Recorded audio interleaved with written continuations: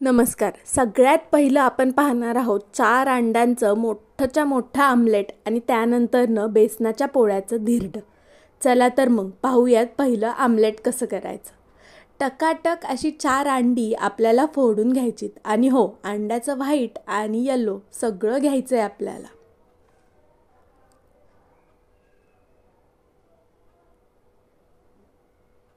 अंडी छान फोडून घेतली की त्यामध्ये बारीक चिरलेला कांदा आपल्याला घालायचा आहे. हा छोटा कांदा आहे. तसंच छोटं एक टोमॅटो घालायचं आहे.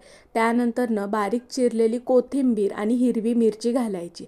छान फेटून घ्यायचं आहे, म्हणजे अंड्याचं बल्क आणि व्हाईट पार्ट हे सगळं एकत्र होईल अशा पद्धतीनं फेटून घ्यायचं आहे.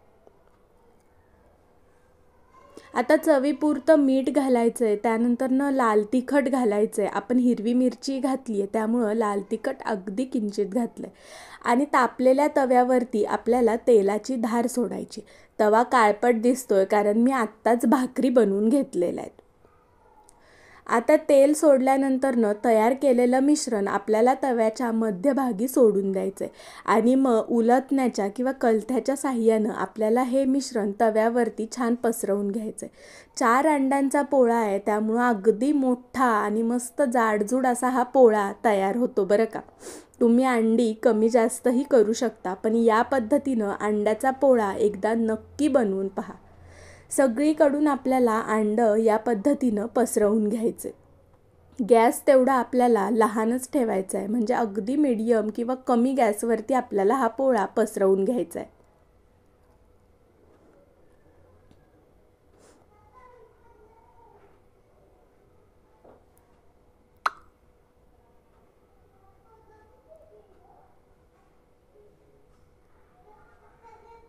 सगळीकडून पोळा पसरवून घेतला की पुन्हा साईडनं तेलाची एक धार सोडायची आहे, जेणेकरून अंड्याच्या पोळ्याच्या कडा आल्हादपणे आणि सहज अशा वेगळ्या होतील. पाहू शकताय, सहजच पोळा पलटी केला जातो. अशा पद्धतीनं पोळा पलटी करायचा आणि अगदी कमी वेळामध्ये मस्त असा चमचमीत अंड्याचा पोळा बनवून तयार होतो. तोंडी लावा किंवा ब्रेकफास्टसाठी बनवा किंवा असंच पोळीसोबत भाकरीसोबत खा. मस्तच बनतो हा पोळा. एकदा नक्की ट्राय करा.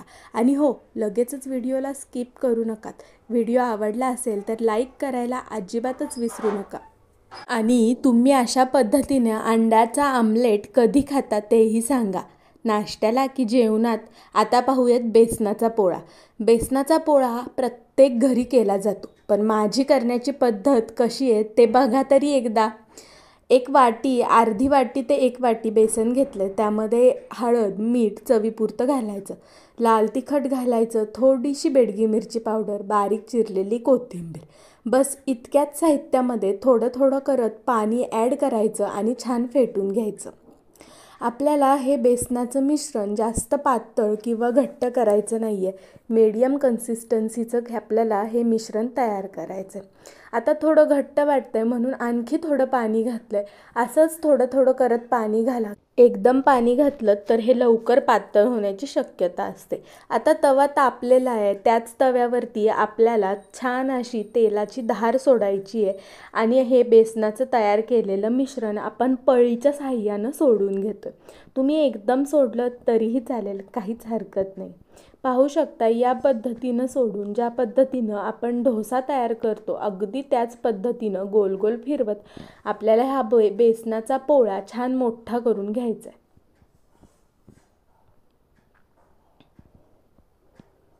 या पद्धतीनं तयार केलेला बेसनाचा पोळा खायला अतिशय उत्कृष्ट लागतो. खमंग, खरपूस आणि तरीही खूपच छान असा लागतो. बरं, आता साईडनं पुन्हा तेलाची धार सोडली आहे. वरनं बऱ्यापैकी सगळं आपल्याला वाळल्यासारखं वाटल्यानंतरनं आपल्याला हा बेसनाचा पोळा साईडनं कडा सोडत सोडत पलटी करून घ्यायचा आहे. या पद्धतीनं बेसनाचा पोळा मी पलटी करून घेतला आहे. पाहू शकताय, मस्त खरपूस अशाच पद्धतीनं आपल्याला दोन्ही बाजूनं बेसनाचा पोळा भाजून घ्यायचा आहे. बेसनाचे पोळेही तयार आहेत. बरं, व्हिडिओ कसा वाटला ते सांगायला अजिबात विसरू नका.